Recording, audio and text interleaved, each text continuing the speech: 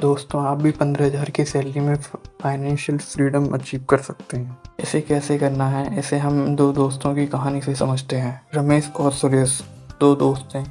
दोनों middle class family से है और दोनों ने अभी अभी ग्रेजुएशन कंप्लीट किया है। दोनों की 15,000 रुपये मंथली इनकम पर जॉब लगी है। दोनों में से रमेश हमेशा से ही फाइनेंशियल फ्रीडम चाहता था। उसने फाइनेंशियल फ्रीडम जल्दी हासिल करने के लिए एक प्लान भी बनाया है। उसने अपनी इनकम में से 5,000 रुपये इन्वेस्ट करने का फैसला किया है।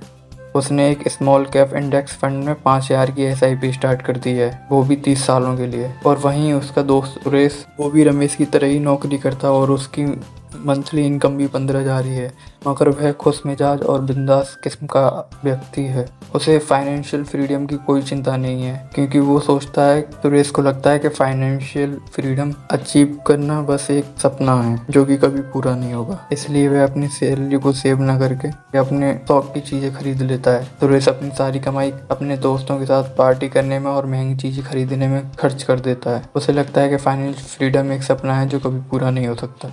वह अमीरों जैसा दिखने के लिए महंगे कपड़े, महंगे मोबाइल, कार, फ्लैट सब EMI पे खरीद लेता है और अपनी सैलरी में से EMI कटवाता रहता है हर महीने। अब उसकी जो भी सैलरी आती है वो सारी EMI पे करने में ही चली जाती है। 30 साल बाद अब रमेश ने अब तक 18 लाख रुपए इन्वेस्ट कर दिए थे, जो कि 12% के रिटर्न के साथ उसका पोर्टफोलियो 1,76,00,000 रुपए का हो गया था।